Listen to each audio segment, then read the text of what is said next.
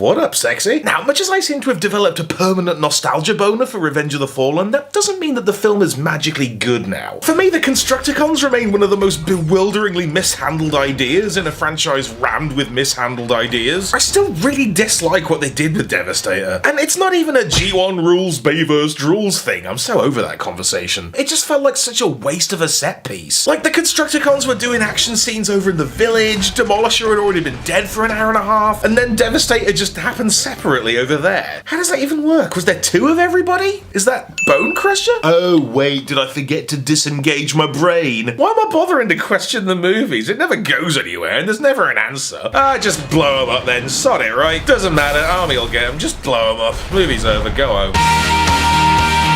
And the toys were almost exactly as frustratingly executed. I mean, they were kinda good and I enjoyed them when they came out. It bugged me that they didn't combine though, because isn't that the point? And the versions that did combine were either pathetically small and only semi-accurate, or impractically enormous and kinda shitty. Snap back to the present day then, and the studio series is at long last providing the fully formed, combining movie Constructicons we've been aching for. Or that we were briefly aching for 10 years ago and then forgot about. Still though, yay! So let's get into it with the only Constructicon who matters. Shorty put that junk up like he was a dump truck for Studio Series Long Haul. Yes, mate, so Long Haul's always been one of my favourite movie baddie bots. Because he's horrible and ugly, but he doesn't have that off-putting, over-designed Bramblebush thing going on that so many of them do. Like, it seems like the designer knew when to stop. And indeed, Studio Long Haul Blot Haul Cop here certainly delivers on the heavy-set humunga chungus that breathtaking Josh Nizzy concept art promised us just one short decade later. Right, let's get the comparisons out of the way right off the bat, because this is indeed not Long Haul's first Voyager rodeo, so how does he stack up against the original 09 Beef Beast? Well, he's definitely a lumpier lover boy. He's probably about the same in terms of actual mass, but way more densely packed. Like, maybe it immediately looks smaller, but it's a way tighter design and much less of a mess. And in old Long Johnson family style, it's certainly a somewhat shallow haul. Like, he's all width and girth and very little depth. Same. But anyway, check him out. So Long Haul's hulky body here is a solid sculpted hunk of the best kind of Bayverse excess. I always love these two panel strap seatbelts here, like they're basically containing his little paunch of techno guts there and lashing them back, like Bossman braces on a big business bastard. Head's a nasty little snot goblin nubbin lost amongst his bod bulk with his signature gross mandibles and creepy human nose illusion. Plenty of alt mode guff noisy up his shoulders and back there, but you can't really call it kibble. Like, it is a lot, but part of what's so great about Hall Thomas Anderson is how much he embodies his alt mode. Like, yeah, he's got the parts of a dump truck, but he's also got the surly put-upon demeanour of one. Like, it's up to him and him alone to carry all this crap around. Oh, why me? It's just pure in-situ storytelling. Plus, these double-stack wheels are cool as shit and you know it. Arms are a borderline annoying affair. They're showing off some truly top-level sculpting. Love all the inlaid industrial detail. Industry detail? Like these awesome roundy motor shoulders, and the joints in there are acceptably supple. Sadly, you can't pull off the King Diamond wrist action that was so fun about the old guy. But perhaps more pressingly, the entire posability is basically at the mercy of these monstrous Kibblebergs, which truly are egregiously overbearing, and they ain't even got swords in them. But I do kinda dig how brazenly bullish they are, and I guess these teeth look like they could pack a nasty enough nip. Legs are pretty much perfect. They're just slathered in detail. Wheels are looking wicked, and I'm weirdly into this false frontage on the thighs, which themselves are chunky as heck and oddly protrudy. And he's frightfully flexible for a fuller figure fella. He's like friggin' Fei Longhaul over here. Now, the colours I assume are screen accurate. Not that you can tell from Hall Bettany's 0.8 nanoseconds of screen time, but they do feel a touch dreary and desaturated. I feel like that's kind of an endemic thing with the movie bots though, and at least he actually is a colour. But I think the traditional Constructicon garish green glare got me spoiled there. Still though, there's a fun kind of arterial theme to all the silver touches, with all his hydraulics carefully picked out like Robo-Blood plumbing. Love his little radiator loincloth, and like, is that his heart in his belly?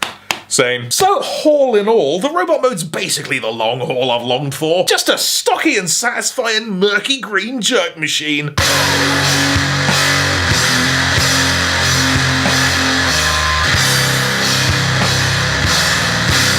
transformation's fun enough. It's all very limbs heavy and it gets a bit messy as to which way around the arms are supposed to go. But I love how the bod chunk just stays completely motionless while everything else happens around it. And the op mode's a cracking crap carrier that pulls off a stunning switch up from the robot mode's bulbous lumpitude, presenting all these gorgeous, smooth, real-world surfaces for deep quarry realness. Love the blunt force front face there, slamming into town like a ballsy brutalist bruiser. Just wide and weighty and so substantial, with like this sheltered plateau with a little house on it. Wheels are a vision of strength, all chonking tires and formidable size. And I love how perfectly they mesh with the underbelly, quietly gurgling away down there like a heavy quag or low-hanging guts. Best not to look around the back because he's still basically right there. Hello. Bed's a bit of a blue baller though, because there's no room to put anything in there. It's already loaded up with mechanical mush in his own naked hands. And like, it doesn't do the tilt thing that was so fun about the other one. I don't know, man. I don't expect miracles, but it's just a tiny bit frustrating, because this is the first movie long haul toy for 10 years, and it'd just be nice if it could do everything. But remember why we're here, okay? Robot mode's good, that's in the bag. He's got devastator duties to deal with. Something's gotta give. I mean, the dumper mode still mostly looks alright and feels hella tight, so what if it can't do the thing that is the point of this kind of vehicle? Moving on to the studio standard pack-in backdrop then, check out the cheeky Constructicon Club badge. Oh great, it's the pyramids. My favourites. Hey. To be fair, he does pop pretty hard against the sandy tones, and it's not like it's the scenery's fault the movie was bollocks, so you can stand him on there and imagine a better one. But yes, as part of the wider Constructicon meta, good old Hall of Cybertron flops on his ass and pulls a bizarre headstand to form this Voyager-class foot. And it's pretty good, you know, it's big as frig, plenty of surface area, and a serious ankle waggle, and it seems to form a fairly sturdy base for what promises to be an absolutely obscenely enormous devastator of wallets. Why are Transformer fans like this? So on his own terms, Studio Longhaul slightly stumbles on the alt mode, but still just about delivers a powerful payload of cinematic strength. And he certainly does make a tempting teaser for the Devastator Mega Combiner, but like, it is just one of 8 different figures that's going to run you anywhere between 20 and 60 quid each, so I can't say for sure if I'm going to be on board for the full ride. But right here and now, I'm definitely here for the long haul. Oh yeah!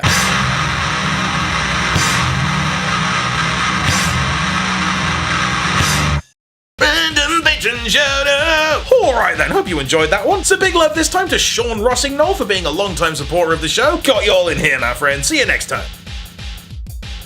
Be sure to subscribe for more Thew's awesome Transformers reviews.